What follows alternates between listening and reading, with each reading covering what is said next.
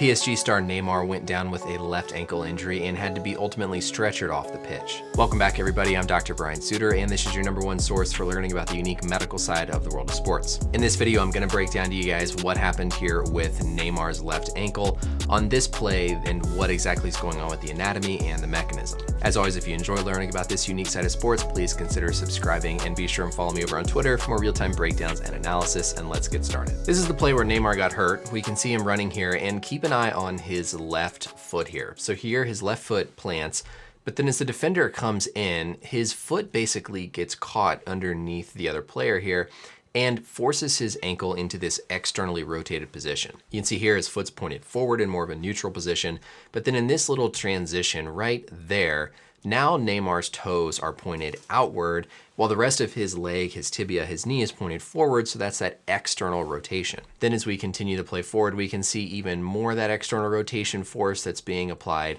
down through Neymar's ankle before ultimately he's able to come up off the ground. And then we can see it basically shift back into this neutral position. So again, he plants, boom, right there, external rotation, stressing the specific ligaments we'll talk about in a minute.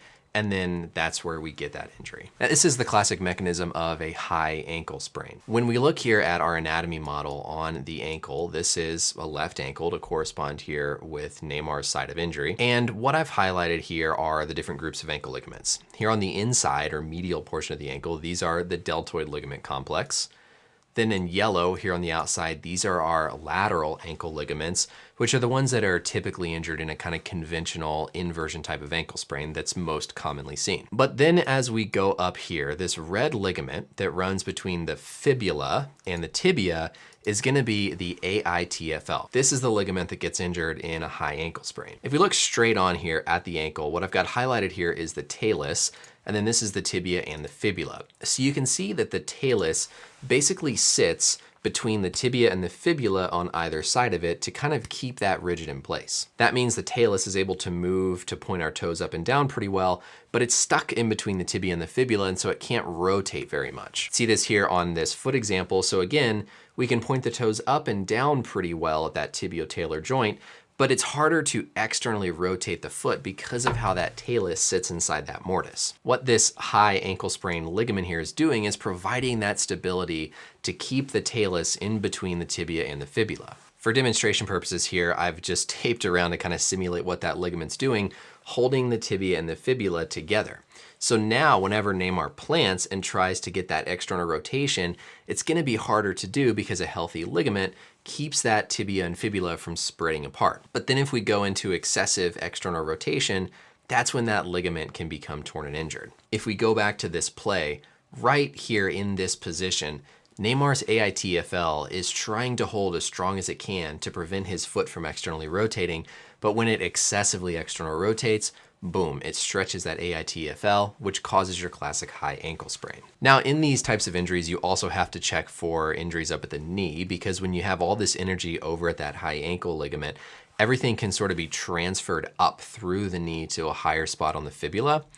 We actually have this full band of tissue called the syndesmosis that runs between the tibia and the fibula, and energy from a high ankle sprain can transfer up the leg and actually cause a knee injury. So it's important in these situations that the medical staff don't check just his ankle, but also check out the knee. Now, you can also have associated fractures with these injuries depending on how severe they are.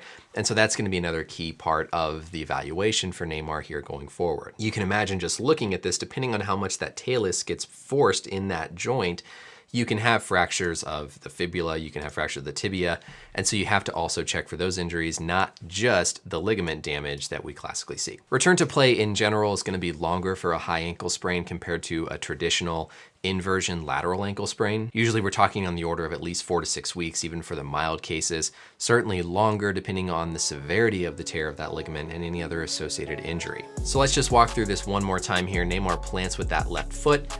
Initially, we're in a nice neutral, proper alignment, but then as the defender comes through, Neymar's foot gets forced outward into external rotation, which stresses this AITFL ligament, the high ankle sprain ligament, and ultimately can cause it to become stretched or torn, leading to a high ankle sprain. That's it for the video though, everybody. Let me know any questions or comments down below, and until next time, we'll see you later. Bye.